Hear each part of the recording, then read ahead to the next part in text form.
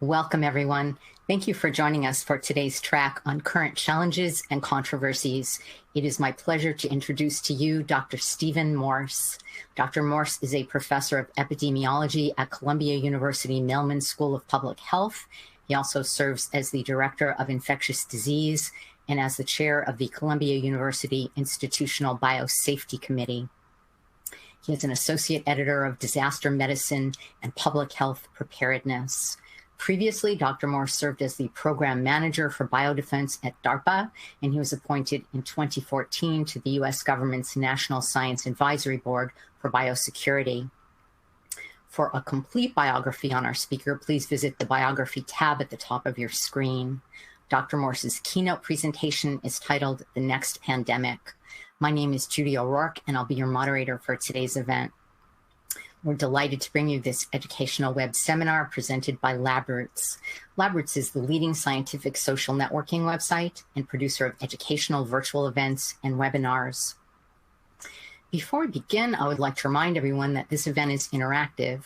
We encourage you to participate by submitting as many questions as you want during the presentation. Simply click on the Ask a Question box located on the far left of your screen and type your questions into the drop-down box. Our speaker will respond to your questions via email following the presentation. If you have trouble seeing or hearing the presentation, please click on the Ask a Question box to let us know that you're experiencing a problem. This presentation is educational and thus offers continuing education credits. Please click on the Continuing Education Credits tab located in the top right corner of the presentation window and follow the process to obtain your credits. And now, without further ado, please join me in welcoming Dr. Stephen Morse. I will now turn the presentation over to him. Thank you very much. I'm glad to join you today, and thank you for the lovely introduction. Unfortunately, it's a topic that we all have thought about a great deal and still suffer from today. So I hope we'll meet again under happier times. Throughout history, infectious diseases have been major causes of disease and death, but also have shaped our history and our consciousness.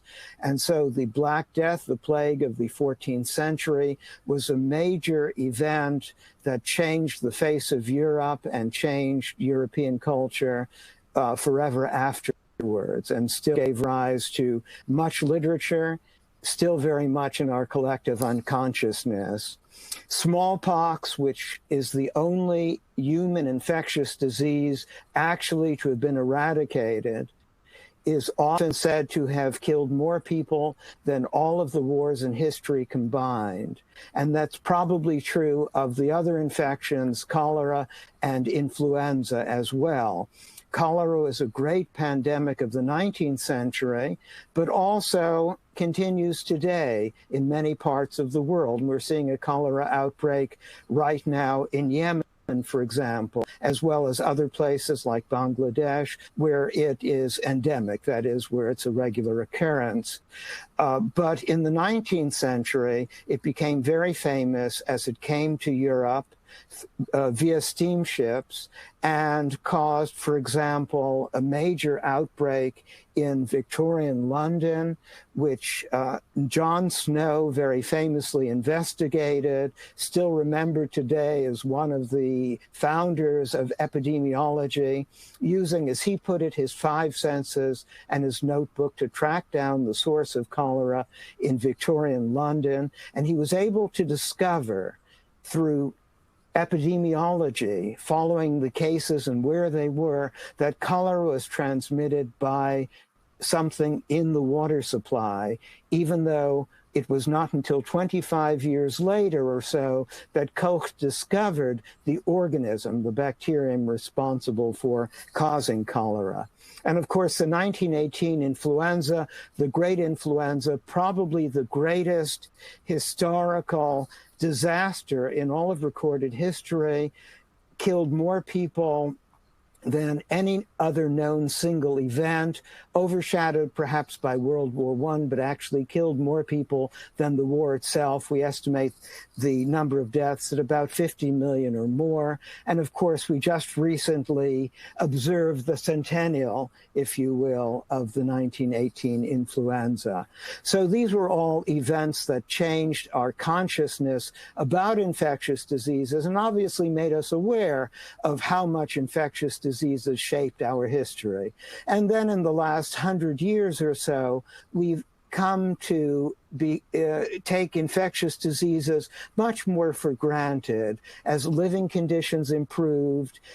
And by the middle of the 20th century, we had not only better water and sanitation and better nutrition, which reduce the impact of many of the infectious diseases of the past, but also vaccines and antibiotics. And we began to think that infectious diseases could be relegated to the past. Unfortunately, much as we might wish that to be so, in much of the world, infectious diseases remain major causes of disease and death, even though in this part of the world, in the industrialized countries, we still are mostly subject to chronic diseases. Nevertheless, we still have to worry about infectious diseases for reasons that I'll discuss.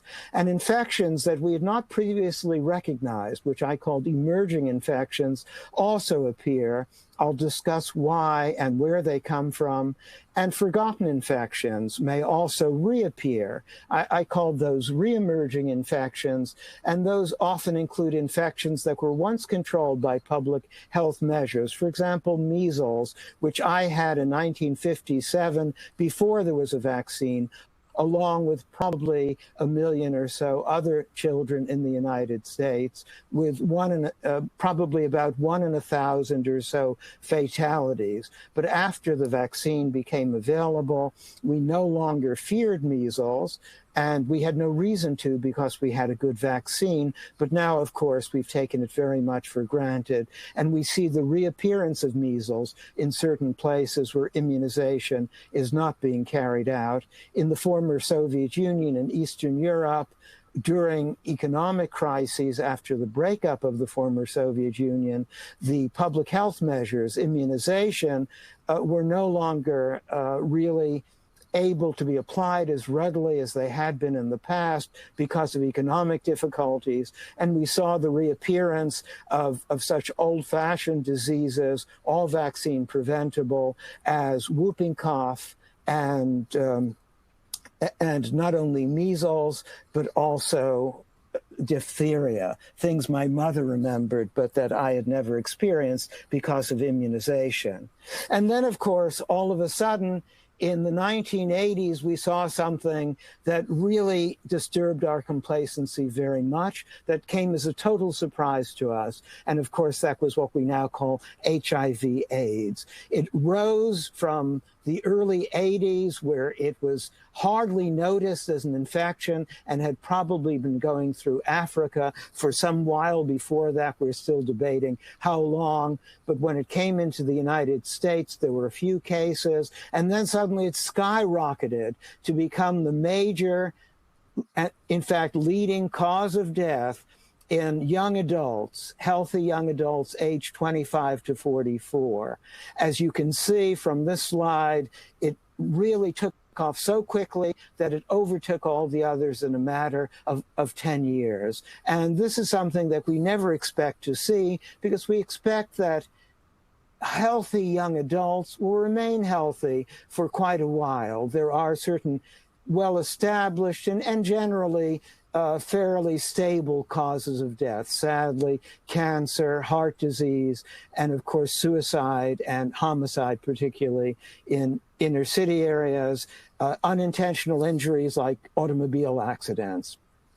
But to see an infectious disease overtake all of those was a tremendous surprise. It's often said that American life does not have a second chapter.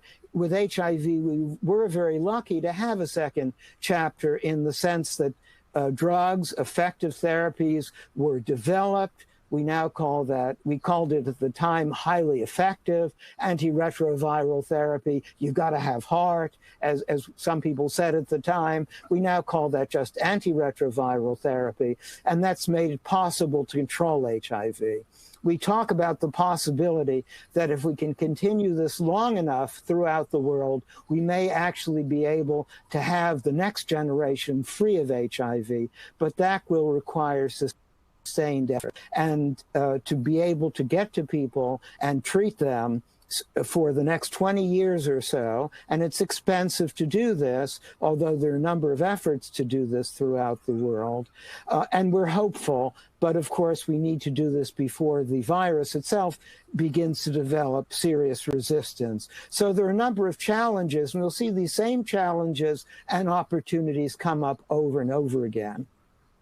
So, as in the case of HIV, it's also fair to say that no pandemic or emerging infection has ever been predicted, despite all our possibilities for modeling, prediction, and early warning. I'll be talking about that, and those are obviously major tools in our armamentarium. Nevertheless, we've still never been able to predict anything. And even when we have seen it coming, as in the case of HIV, often we've been too late in taking appropriate action. So it's important to remember that, because those are really the key take-home messages.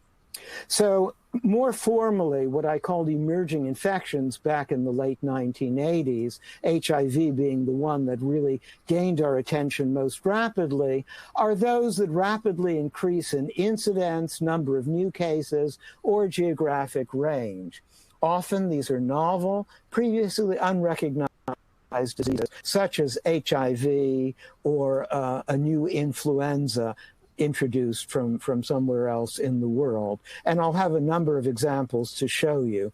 The surprising thing is we often thought that these might be the Andromeda strain. That was a book written years ago about some virus-like infection that falls from outer space. But in fact, all of these, and that was, of course, my original interest. Where are these coming from? And I'll tell you, because the answer, unfortunately, or perhaps fortunately, is not extraterrestrial. It's much more mundane. They come from other species, in most cases, from inner space, from our own planet, and they have a chance to get to human beings, and in some cases, to establish themselves and spread.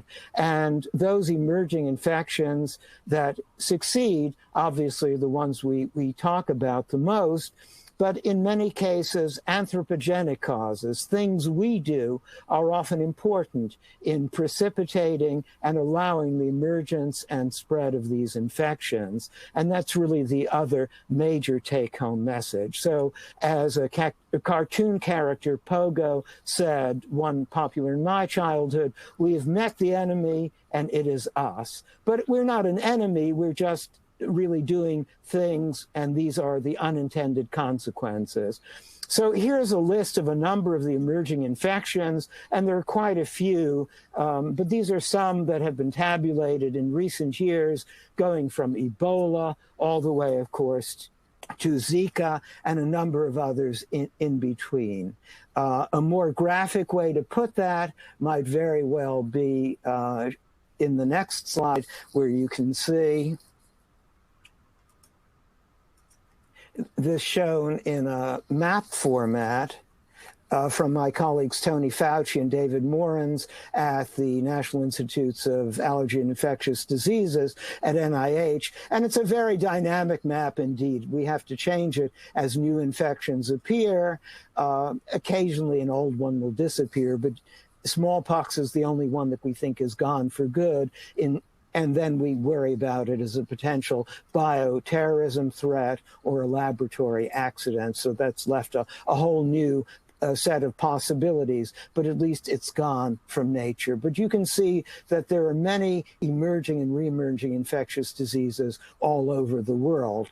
This slide shows a few of the outbreaks of concern. Ebola, of course, which is going to be covered in a keynote by another speaker. So I won't say much about that, except that, of course, as you'll see, we've known about Ebola when it was a great surprise to all of us in 1976, and that's when we first discovered it, if you will, although local people probably knew about it in its native Africa for much longer. That was the first time that Western medicine and the rest of the world became aware of it. Since then, there have been about 24 outbreaks, but the biggest surprise, of course, was in 2014 through 2016 in West Africa, where nobody expected ever to see over 28,000 cases with over 11,000 deaths caused by Ebola. We know Ebola is highly lethal, but it had never caused that many cases.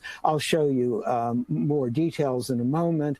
The Democratic Republic of the Congo, where one of the first two Ebola outbreaks was found almost simultaneously in 1976, is right now suffering through one in the eastern Congo. The numbers continue to mount. There are now over 1,200 cases. These are lab confirmed, so you'll see different numbers, but it's a continuing epidemic. So obviously, you know, it's continuing to accumulate cases with almost 800 deaths in North Kivu and other areas of the eastern Congo, which also happens to be one of the worst conflict zones in the world. So one of the things we'll have to get used to is the relationship between political conflict and other difficult situations and outbreaks. Two often are closely tied, and obviously, as I'll show you in a moment, it's very difficult to work in these areas even if one has vaccines.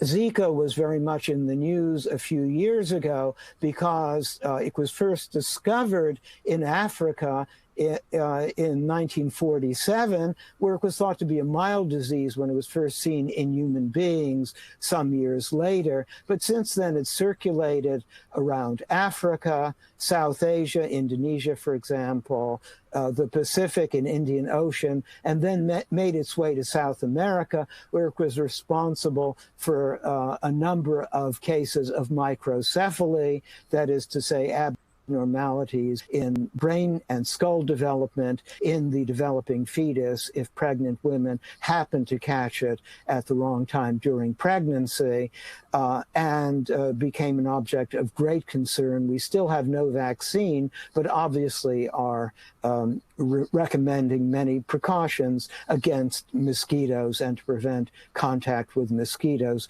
Difficult for the people who live there, perhaps easier for those of us who are traveling. But microcephaly had not been noticed before. Some of these other effects in the newborn had not, or in developing fetuses, had not been noticed before, as well as sexual transmission, also seen in Ebola survivors. But this was an enormous outbreak with over 1,500 reported cases and probably many more, covering the entire South American, much of Central America and Caribbean region, and a few spots in the southern U.S. So it really had it claimed many more cases than we had ever seen before, falling, if you will, on fertile ground. I'm personally interested in something called Middle East Respiratory Syndrome caused by coronavirus. This is the family of viruses. MERS, as we call it, belongs to, but a distant relative is also the one that caused SARS, very famous, starting in Asia and going around the world in 2003, and of course causing great concern even then. So I think we haven't heard the last of this family of viruses, but I think there are many others also in waiting. This MERS was first noticed in 2012 in Saudi Arabia, but actually there had been some earlier cases diagnosed retrospectively, that is after the fact, and picked up in Jordan. And noticed in Jordan, but there were no diagnostic tests available then in April of 2012. And it's since spread, since can be found throughout the Gulf area. But to give you some idea of the potential for importation, one person in South Korea who became infected in the Gulf region and in that part of the Middle East returned, a business person, returned to South Korea in the late spring of 2015 and gave rise to at least 185 known cases with 36 deaths, all occurring within the healthcare environment, essentially nosocomial or hospital transmitted. So this is something that really makes a strong case, I think, for the importance of hospital infection control, because many of these infections spread very widely in hospital settings. Avian influenza, we've worried about, of course, all of the avian influenzas, and I'll have more to say about that in a moment. And all of the influenzas have provided a number of surprises. I'll mention Ebola very briefly because much has been said about that. This is how the world first became aware of the 2014 Ebola outbreak. A notice from the World Health Organization, and a number of red flags, really. I hate to use that cliche, but it's really quite immediate that you can see very quickly when they talk about a rapidly evolving outbreak in Africa. Yes, normally these outbreaks occur in forested areas, but rapidly evolving should really be a warning sign. And when they talk about 49 cases, you know that that's already a fairly large number. That means this has been in progress for a while. So it really should have gotten our immediate attention. Unfortunately, as generally has happened with Ebola, we almost always respond, but usually after a delay of several months. In this case, that delay was very unfortunate because although for the first few months, the Ebola outbreak might have been containable, it rapidly took off in those three West African countries, Guinea, where it originated, in a forested area, as Ebola outbreaks always do. But of course, these are contiguous. This area is contiguous with parts of Liberia and Sierra Leone, where people move very quickly and then move to the capital cities and to other large cities in order to get help. And there in the cities with a dense population, we think that the Ebola outbreak was able to take off very rapidly. There was no change in Ebola, no change in the transmissibility of Ebola, which is not really enormous. It's about as transmissible as the flu, but is not transmissible by the respiratory route, only essentially by touch, by contact with infected secretions or corpses. And so during burial ceremonies, preparing bodies for burial, very sadly, or contact with infected secretions, do people become infected. But in an urban environment, obviously where people are living close together, there are many such opportunities, and that's what we saw happening. Added to that was the local suspicion of the government, which had had civil wars in all of these countries, and in which in all of these countries the governments were not trusted, and therefore the governments really could not get to the places where, for example, West Point, a rather low-resource, heavily populated area in Monrovia, the capital of Liberia, where there was quite a bit of spread of Ebola. But of course, we became concerned when there was the possibility that it could come here. Actually, Ebola does not have a natural ecology that would allow it to become established here. I'll come back to that point, but we could see occasional cases in close contacts of infected people. Indeed, we saw that, or in hospital settings if people are not properly prepared. The caregivers are not properly prepared. And indeed, we saw that in Dallas when someone came back from Liberia. But in New York, we became concerned about the possibility of Ebola coming here. And then one of my colleagues, Craig Spencer, who had been doing good work working on patients with Ebola, helping Médecins Sans Frontières, Doctors Without Borders, during the outbreak, came back here and was promptly given the appropriate treatment and isolation, because there was a great deal of concern here during this period by Centers for Disease Control and Prevention, CDC, and by the local health departments, such as the New York City Department of Health, that we have the appropriate measures in place in case people came back. So Craig Spencer, as soon as he became sick, which is the only time people can actually transmit Ebola to others in the initial phases, did all the right things and was put into isolation at Bellevue Hospital, which had already been prepared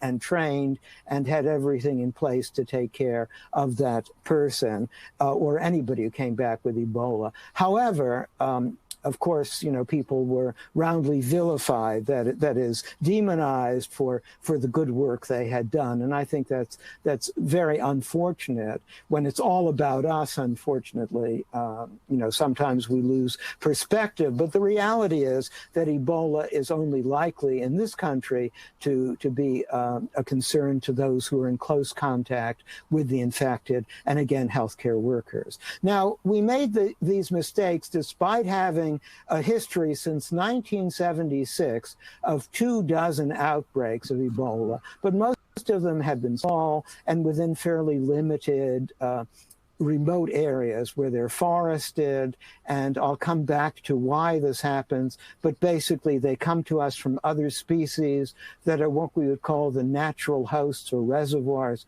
for Ebola, and just accidentally get into the human population, which is why Ebola is so lethal in most cases, but also doesn't transmit very well from person to person. It really has not had, luckily for us, much experience, nor does it really depend on us for its survival. It depends on other species to maintain this virus in nature. But we hadn't learned from all those earlier experiences and perhaps became a little complacent. Unfortunately, the current event with Ebola right now is in a place where there is tremendous conflict, at least since the 1990s and the genocide nearby in Rwanda.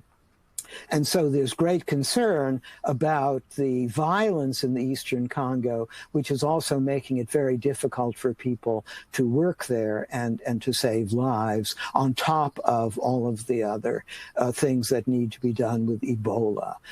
There is a vaccine now for the first time that became available at the end of the last 2014 outbreak in West Africa, and all people in neighboring areas are getting immunized, and there are attempts to immunize people in the places where there is the greatest likelihood of exposure, where there are Ebola outbreaks. But this is very difficult because of the conflict occurring there. So we have by no means solved that problem, although we have better tools than we ever did. We at least hopefully appreciate the possibilities that Ebola can reach urban areas and cause more cases than we imagined. Even if that might be geographically limited, it can still be a tragic event.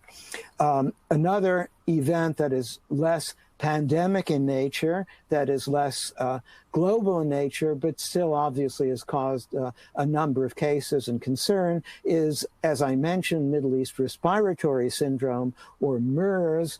And MERS was first identified in 2012. The first cases were in Jordan in April of 2012, and then later in Saudi Arabia, where most of the cases have appeared. But as I mentioned, one accidental introduction through the healthcare system in South Korea caused a large outbreak.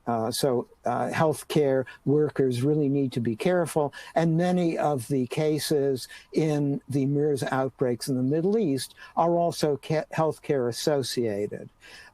So far, as you can see, there have been a number of big spikes and a number of cases. I showed the number in an earlier slide.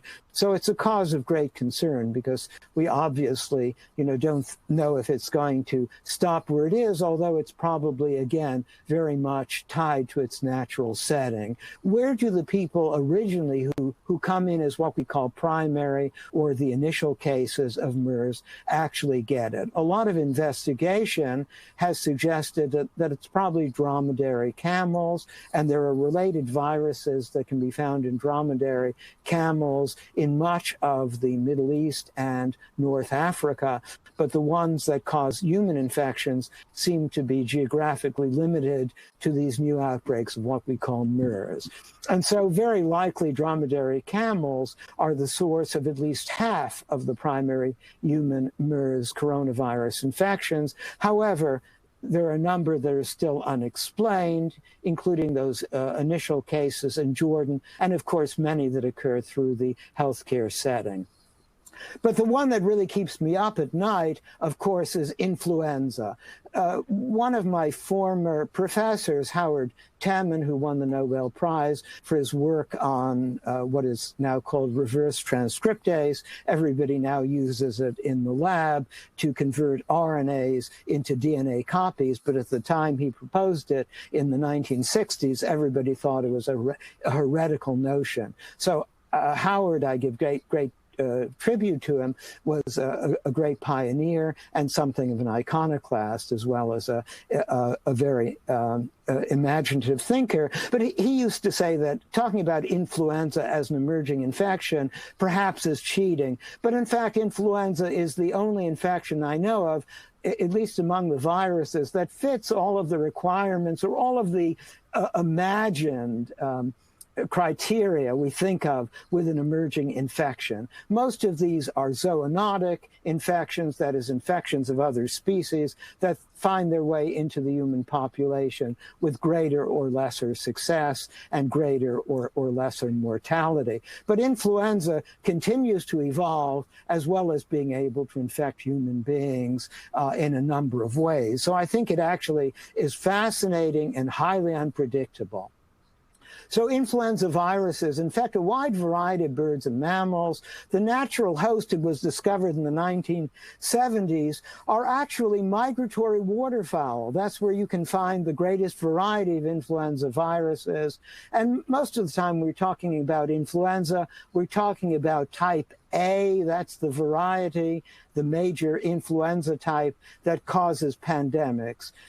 Type B can cause disease also, especially in children, and can be responsible for deaths. So we do include that in our vaccine. We hardly ever mention type C because it seems to show very little variation over time. And that's a very interesting question, why some influenza viruses are highly variable and others are not. But type A is the one we most worry about, and it's the one I'm going to be talking about.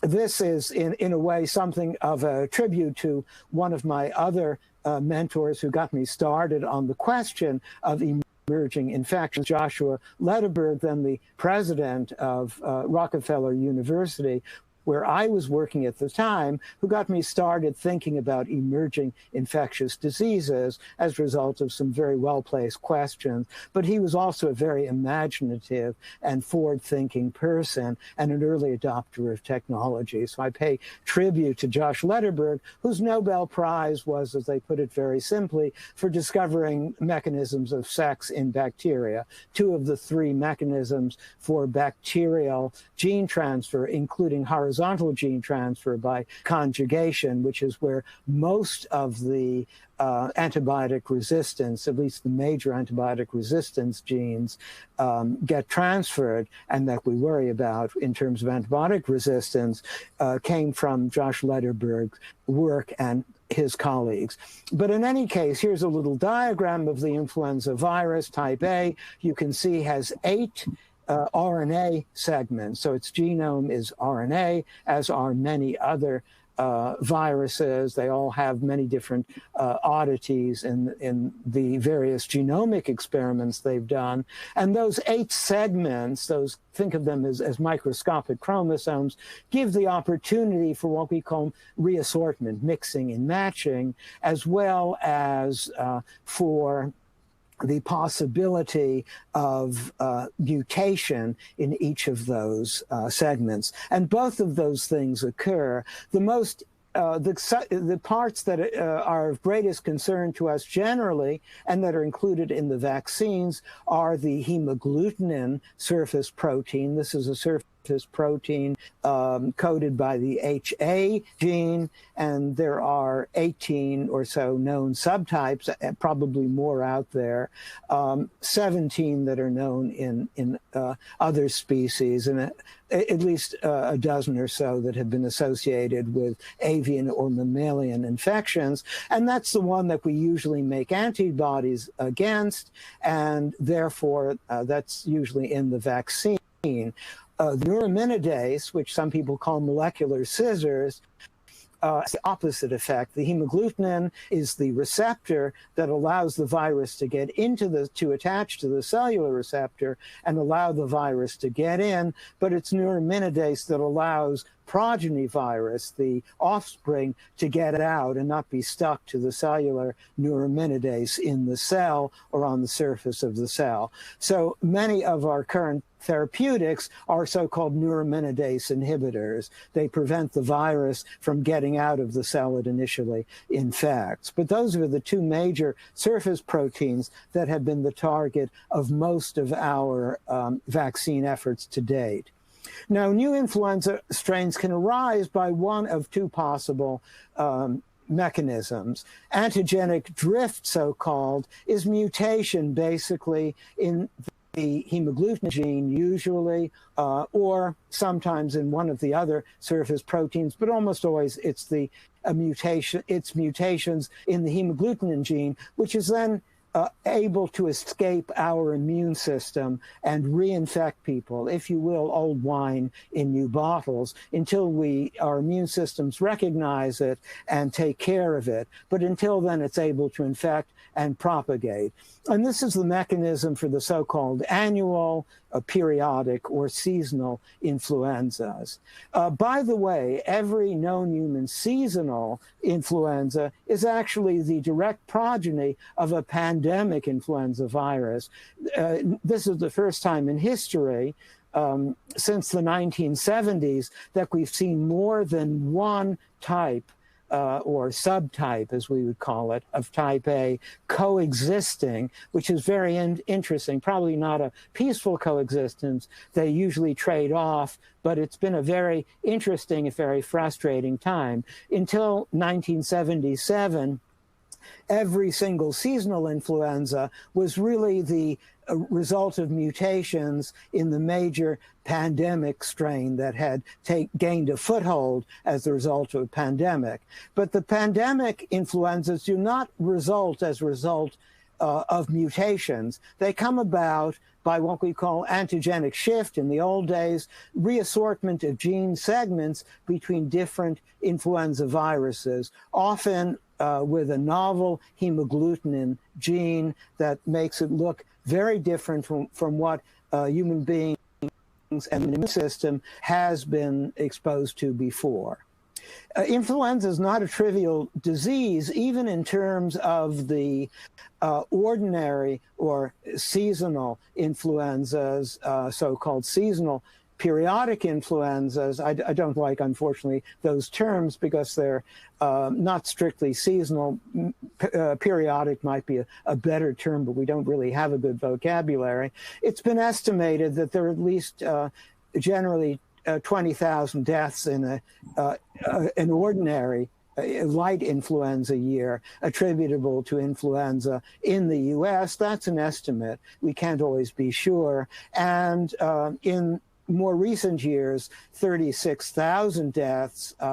Probably last year, it was closer to 80,000 because it was a very heavy influenza year, not the current season, but the one before.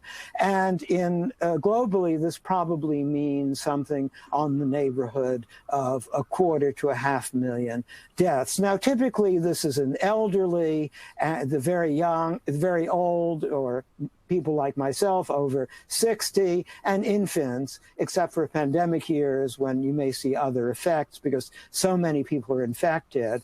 But there are other underlying medical conditions that could also, or maybe reasons that we're not entirely aware of, when people might also become susceptible and get severely ill or die. We worry about influenza pandemics. Technically, that's an epidemic that is so geographically widespread, essentially so large that it involves a very large area, essentially the entire world. For influenza, what that requires is a novel human subtype, one that's been unfamiliar to humans in the past, or at least in living memory, so that when H1 reappeared in recent years, it was a bit of a surprise. 1918 was an H1, but all of these others, as new hemagglutinin types get into the population, they have pandemic potential because they're unfamiliar, at least to living humans. And they also need to be able to spread sufficiently from person to person. And what I mean by that is essentially about as well as ordinary or garden variety influenza. Sometimes not even as well, because most of the pandemics have not spread awfully well.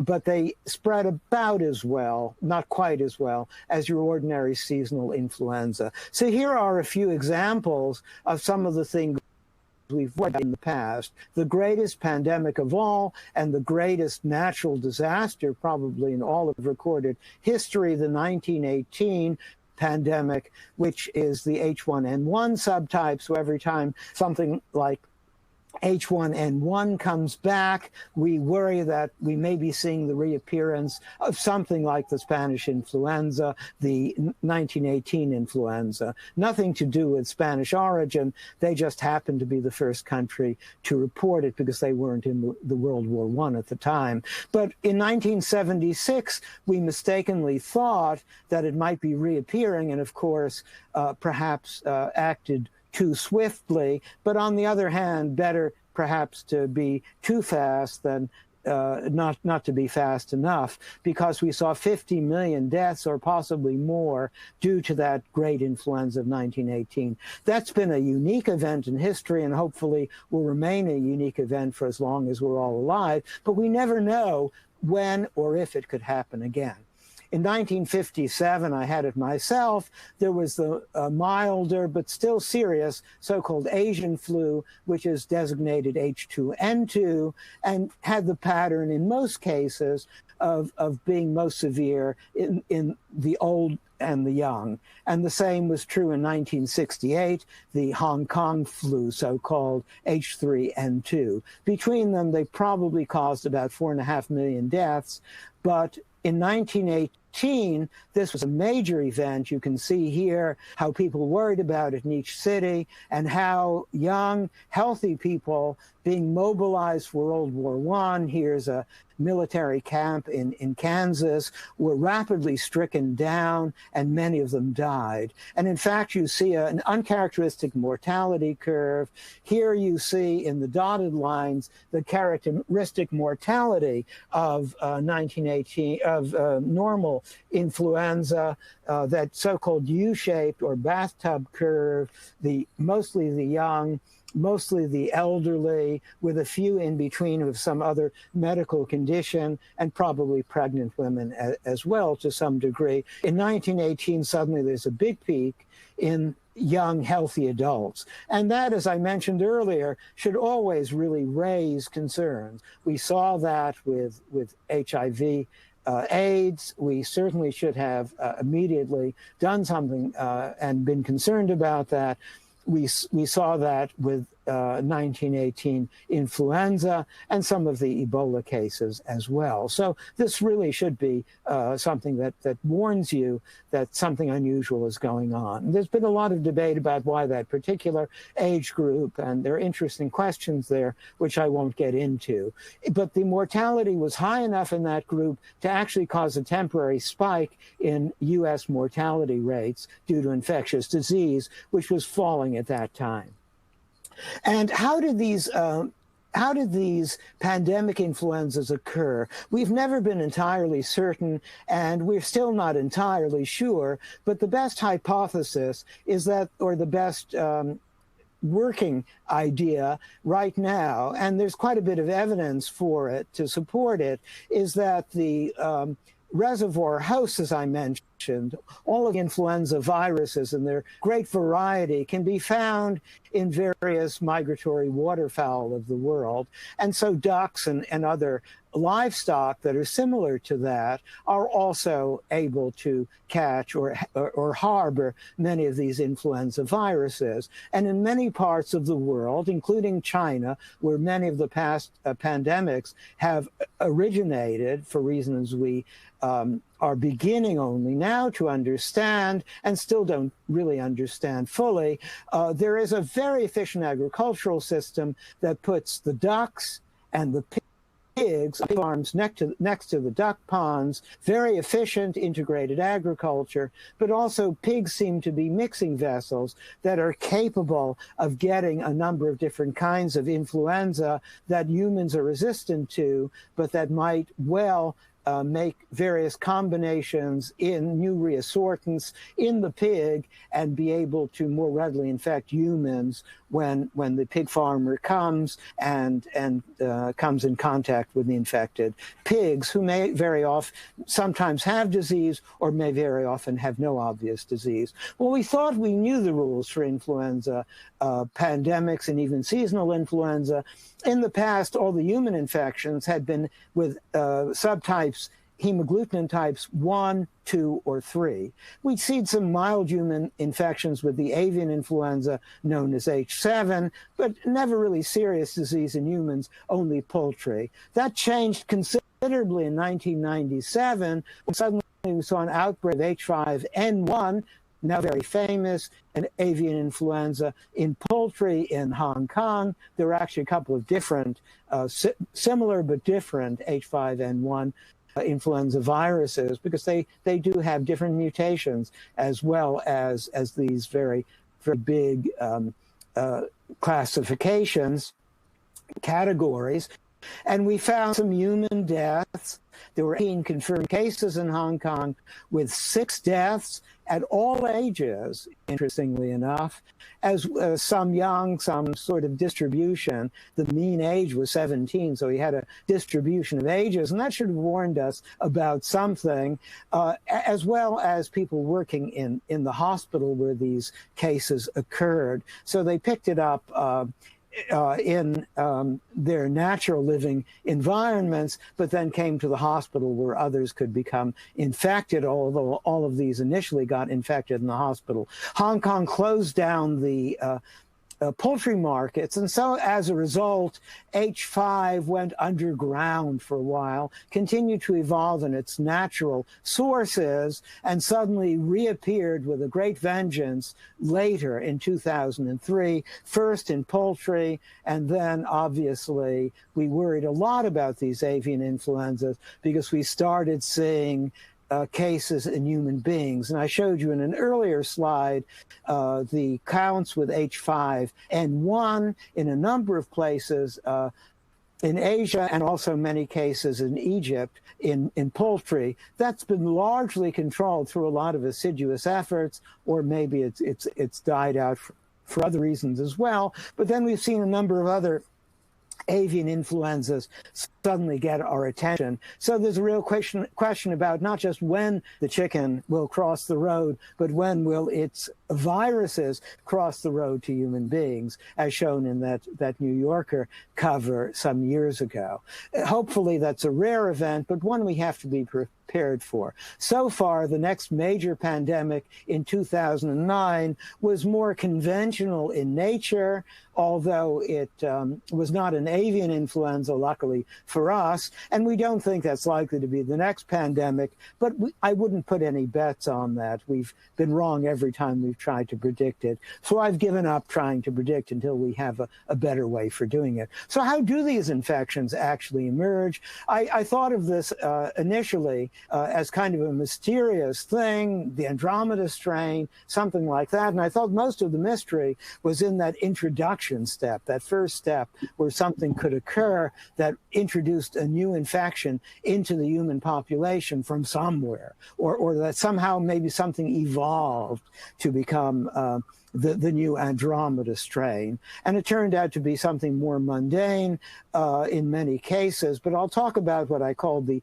introduction step, and then establishment or dissemination. Some people would break that into 3 steps now, so it would be a 3 rather than 2-step process. You can conceptualize this anyway is easiest for you, but I was most interested in where do these come from? And the reality is the opportunities of environmental change and human changes in human habitats actually provide many opportunities to increase both of these steps. So the first step in the introduction to, actually my great surprise as a microbiologist, when you look at all of these causes, many of these are zoonotic, and so the evolutionary events have occurred before with the great diversity of these microbes, or afterwards with adaptation to the human host, which often, as in the case of Ebola, has not yet occurred and may never occur, but HIV should be a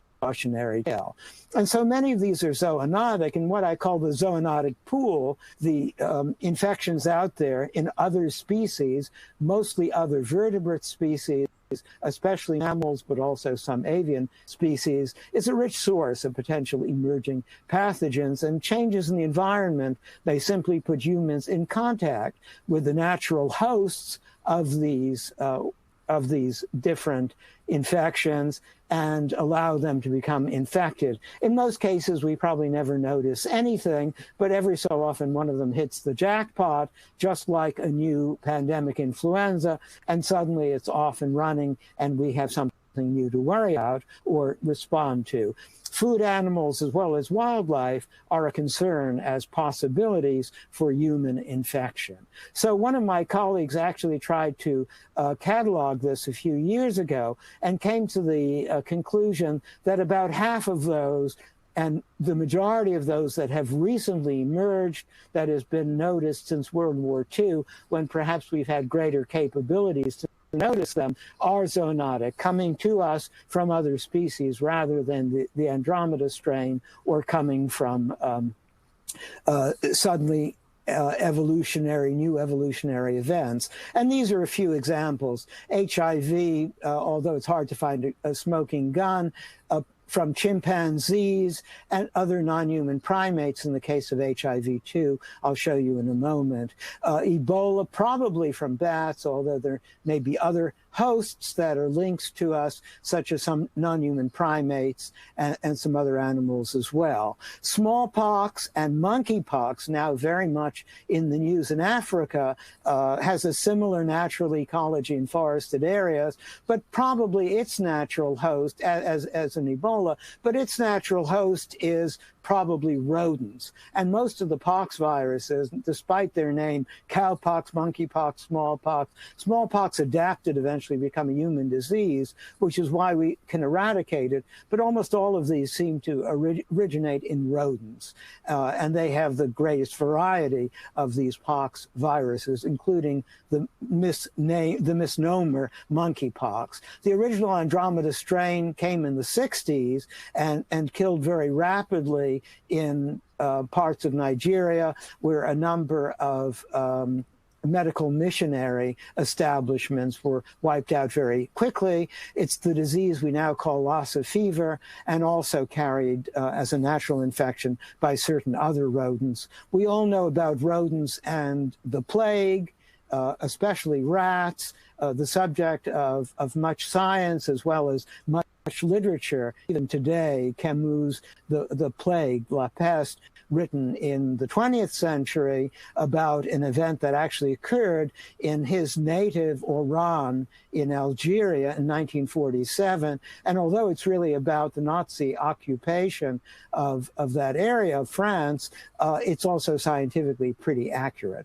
SARS, we think, came from, in fact, we have pretty good evidence, came from a bat, probably a small bat, through the live animal food trade, and MERS very likely from a camel, but may have had a bat origin. And I've also talked about influenza. And there are places of greater biodiversity where there are also more human beings who may be coming in contact with it more and more. We might call those, as some of my colleagues have, hotspots for emerging infections. And of course, many changes in the environment provide opportunities for pathogens to get to the human population, especially agriculture and various kinds of land use changes, simply because those are the ways in which we most often radically change the environment and then are in contact ourselves with it. And that's why what we call One Health is important. These are infections that are often crossing species from the environment. So we need to think about the infections of other species. And there have been efforts such as the U.S.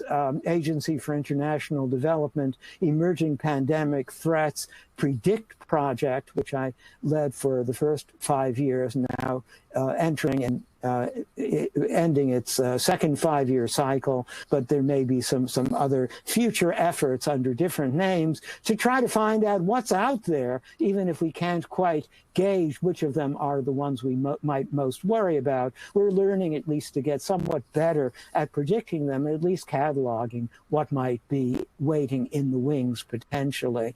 But many of these are infections of other species, so we need to know about that. We need to know, obviously, about human behavioral conditions and environmental conditions and environmental change. So at a hotel I stayed at for a meeting a few years ago, this just coincidentally happened to be there. I don't think they knew we were coming for an emerging infections meeting. Wildlife should be respected, but there are many infections since they're the obviously numerous and have the greatest number of species in nature. Wildlife have been pointed out, as one of the initial sources for future emerging infections. How do they get to us? Wildlife contact is one, live animal markets, food handling, and of course hunting, all of which are attempts, are food essentially gathering efforts, and modern agriculture, and infection control, healthcare settings. My colleague Laurie Garrett referred to hospitals in the healthcare setting as amplifiers for emerging infections. And many infections that may have started out with very limited possibilities have unfortunately spread through healthcare settings. It's really hard to do rigorous infection control,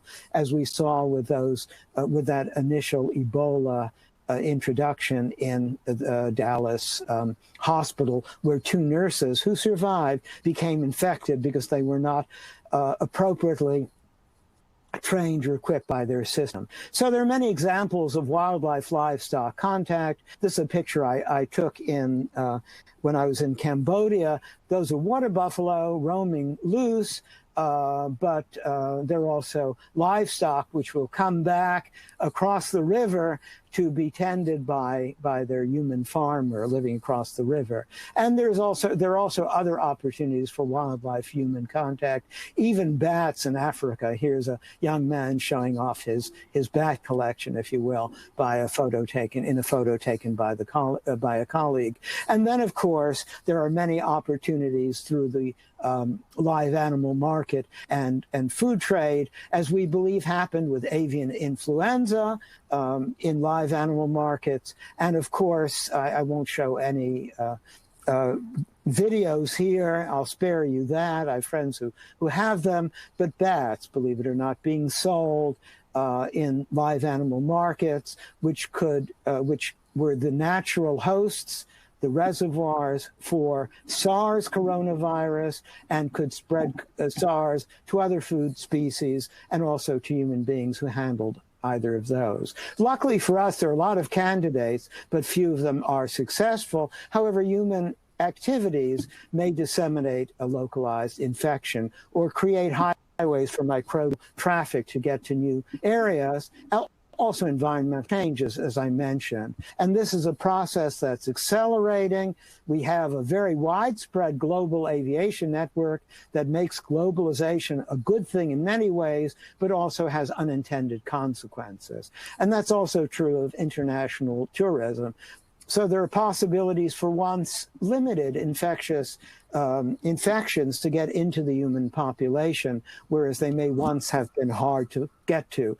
Luckily for us, this is not easy to do. Transmissibility is a requirement. It's not enough just to be able to infect somebody. It has to have some natural environment that it can settle down in, which is why Ebola is not likely to establish itself in the US or probably Western Europe, and to be transmissible in some way. Flu has been a great success, so has HIV. This is a picture of HIV infecting a cell, and we're less certain, although we have very good evidence about HIV-1, with HIV-2, the geographic spread has been much more limited, and so we can trace it to a few specific places in West Africa and to the range of a monkey we call the city mangabe that has close contact with humans and, like all other animals, is also hunted food. So this is probably how HIV, 1, 2, and a number of others originally got into the human population. And there are many other possibilities existing today in a protein-deprived world. There are many factors. I've characterized about a half dozen or so factors, or some people prefer to call them drivers, in emergence of infectious diseases. I mentioned ecological change, but of course there are a number of others that I've already touched on, including the food contact, food processing, and the food industry, and healthcare, as I mentioned, through blood products, tissue products, or infection control measures not being rigorously followed. So that's important. I've talked about microbial adaptation and change, and of course that's very much in evidence with antimicrobial resistance and breakdown in public health measures. We see that with the so-called vaccine preventable diseases, even measles in the developed, wealthy countries, which I called re-emerging infections. So where do these first warnings first come from? Almost all of them depend on somebody noticing and telling people. And traditionally, this is a hierarchical system. In recent years, let me go back to that slide, just to show you that it comes from labs and practitioners, that is, clinicians who are astute enough to tell local officials, governments, and then it works its way up the chain. Many a slip twixt cup and lip in that, many broken links in that chain, and so there's been a lot of interest in making a more distributed, more bottoms-up grassroots system to be able to get more inputs. One example of this was something we called ProMed-Mil, the Program for Monitoring Emerging Diseases, which we started in the 1990s. So I'll just give a small plug, if I may, for ProMed-Mil. ProMed started to improve the global surveillance of infectious disease and was called the Program for Monitoring Emerging Diseases in the early 1990s, late 1980s. And eventually, thanks to Josh Lederberg, since nobody had some easy way to communicate, suggested getting everyone all over the world. We had 60 original laboratories and scientists throughout the world, including in Africa, Asia, and the former Soviet Union and Russia, then the Soviet Union, and encouraged us all, Josh encouraged us all to get onto email, which then was, I will add, a very painful experience very different from today's web, which did not exist when we started ProMed Mail in the 1990s. We got everyone onto email as a method for communication, and then found that this was really the fundamentals for an outbreak reporting system that we could make available to everybody. It's now available free to all. Anyone who gets email or the web now can get access to it and even contribute to the conversation. There are about 70,000 subscribers in 185 countries, and you can get it on the web, or you can get emails. I recommend ProMed EDR. It is what we call moderated, which is to say there are subject matter experts who look at it and try to get verification. There's now a formal system within the ProMed organization to do that. It was a simple query from one of our colleagues on ProMed, who is well qualified, as you can see, that asked about a respiratory disease in South China and led China to admit that it had 305 cases of what we now call SARS, which then made its way, by the time it made its way to Hong Kong, managed to spread around the world, including Toronto. Unfortunately, it was only noticed when it, and China only admitted to those earlier cases when word came through ProMed Mail, and sort of the cat got out of the bag. And this case, the bat got out of the bag, but also obviously became a worldwide event. We sort of got a backhanded compliment from, this is a book I recommend if you're interested in John Snow and cholera and the work done on by John Snow and his colleagues, but it's called ProMed Mail, the most terrifying news source known to mankind. And that is kind of a backhanded compliment. I think there's even more to be afraid of these days, but now there are more capabilities for being able to report, even at the grassroots, if you will, in this case, almost literally level. And so we have a lot of possibilities for being able to do better. We do know interspecies transfer is an important source of infection, is an important source of potential infection, which really underscores the value of the One Health approach, and that we human beings often are inadvertently responsible and have to really be aware of these unintended consequences and try to guard against them and prevent them. So surveillance, global surveillance and early warning, which is still evolving, we do have better tools for that. And that is the first and necessary step. However, forewarned is not necessarily forearmed. We saw that with the Ebola outbreaks, especially in 2014. So it's not enough simply to be warned. We also need to act. And we are still working on appropriate response capabilities, how really to respond appropriately and in a timely fashion and calibrate that so that it's appropriate to the actual need and is done early. So that's still a challenge. And the other major challenge is sustainability, as I mentioned with HIV, so that we can keep up those successes. In the case of Zika, this is a mosquito-borne infection. That mosquito was introduced with the slave trade into the New World in the 17th century, but that mosquito has survived all these years and has transmitted a number of infections introduced later into the New World. There's an attempt to control it, which has in recent years gone by the wayside, unfortunately, allowing the mosquito also to come back in force and allowing new infections as well as more familiar ones carried by that mosquito. Yellow fever originally, but now dengue, and in more recent years, Zika, to gain a real foothold and spread very rapidly wherever that mosquito is found. So it was a failure of sustainability of those mosquito control programs that made us susceptible to Zika again. Here are some other sources one can go to for outbreak and up-to-date information. And thank you very much for your time and attention. And stay healthy. Thank you, Dr. Morse, for that informative presentation. I would also like to thank LabRoots for making today's educational webcast possible.